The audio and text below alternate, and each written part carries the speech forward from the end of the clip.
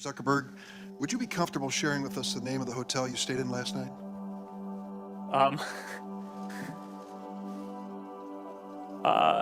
No. If you've messaged anybody this week, would you share with us the names of the people you've messaged? Senator, no, I would probably not choose to do that publicly here. I think that might be what this is all about. Hey, presidential candidates, are you listening? I don't think they're listening, Arden. That's right, candidates, we're talking to you. We want our voices to be heard and our vision to be seen in this 2020 campaign. We've been watching the debates, and we think there's an important topic you candidates have been avoiding. Privacy. Our privacy is a huge issue in this new era of technology, and it is our right to know our candidates' plans for ensuring that everyone obtains their right to privacy. For the next 6 minutes, we're going to explore all about privacy. Why does it become such a popular issue? The right to privacy is the right to be let alone. Where we start to differ is what our sensibilities are. Under the U.S. Constitution, federal and state laws, there is no technical right to privacy. Courts might find rights where they're not explicit. The Supreme Court has decided on various occasions that it probably does recognize privacy in some respect. Okay, Bella, so you're telling me that privacy hasn't always been an issue? Well, privacy has always been an issue, but recently it has entered uncharted territory. 20 years ago, perhaps, it wasn't the case that everyone carried a device. Your phone is always with you. So not only do you know what people are doing, you know where they are. The development of technology has provided companies an easy way to access our data. I can't even imagine how much data I unknowingly give away each day. I think we need to do more exploring on this topic. What do you think? Let's do it. Technology has kind of reshaped what privacy rights are because it's not a physical location anymore. 81% of Americans own a smartphone, up from 35% just 9 years ago. Many apps have had issues in recent years concerning the collection of personal data from their customers without their consent. You might download a random app. That app now resells your location data to 1,000 different ad networks. Google and Facebook basically cover 100% of the internet. You get outside kind of the big players, you can have access to some pretty rich individual personalized data. Which is like 90+% of their revenue. Considering Facebook has 2.5 billion users, this gives them access to mass amounts of personal information that they're able to use to make a profit. Facebook was charged $5 billion, which is only a small percent of their annual earnings.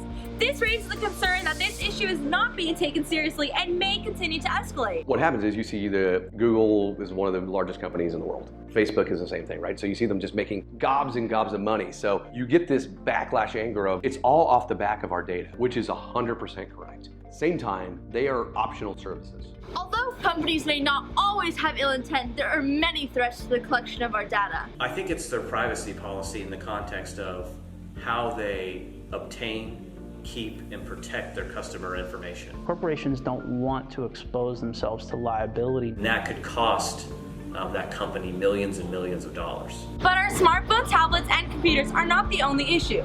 Other technologies such as home assistants and security systems also pose a threat. One concern raised in recent years is Disney's ticket tag system. We reached out to Disney to find out more about their fingerprint scanning system. Their response was that their large database was nothing more than a series of photographs of the guest index finger, and that is not considered an actual fingerprint. This example makes me wonder how simple factors such as terminology can change the way that privacy is assessed. One of the big questions is, what happens with their data and why do companies want it? The kind of information that corporations get depends largely on what they see as profitable. We use data to better target. If we can store the data, then now we can actually find interesting insights from that data. Privacy and marketing are like hand in hand. Whatever better data you have, it gives you an edge. It seems apparent that some companies may abuse the collection of our private data, but it's important to note that this isn't all companies.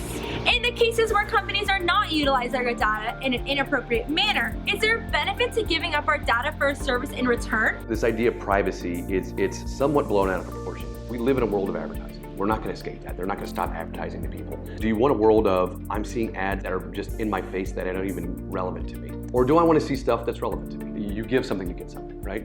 And that's the model of Google and Facebook. The big question this leads us to is, where do we draw the line between violating the use of our data and exchange of information between customer and service provider? It's hard to draw a line to say that corporations should not be able to access that data. There is an expectation when you're giving them that information that they're going to keep it and not necessarily provide it to other people. Where they start selling that data to third parties, and the third parties start targeting you with stuff you don't even want or didn't even know or whatever. If you gave your data to a third party, you forfeited your privacy interest therein. That's where I think it gets a little sketchy. The issues surrounding privacy with developing technology is clear, but how do we fix this? This is when we need our government to come in. The law is something that always is playing catch up by the time Congress is up to actually write a law. Technology's changed a lot. Puts a lot of power in the hands of judges to decide what society considers a legitimate expectation of privacy. And I don't see a lot of clear guidelines within that framework. There has to be a lot of rules and regulations around these businesses to make sure that they're protecting their data appropriately. We as a society, as a government, need to bring all of our resources to bear to ensure that we're getting programs technically right, secure the country, while at the same time not intruding too much on people's privacy. We are making our Vision 2020 clear this year. Presidential candidates, we'd like to hear what you are going to do to protect your citizens' privacy. Privacy is a human right. We are pledging to be aware of sharing our personal information and how to be diligent online. Will you? How can you be safe online? Just be smart. Stay safe. Don't give out any personal information about yourself. Don't meet up. Meeting someone you've never met before could be very dangerous. Accepting files. Be careful what you accept. People may send out emails that could hack your device. Reliable. Before you believe something is true, make sure to do your own research. Tell someone. Telling an adult if you see someone or something that makes you unsafe. As long as you stay safe online, you'll be fine.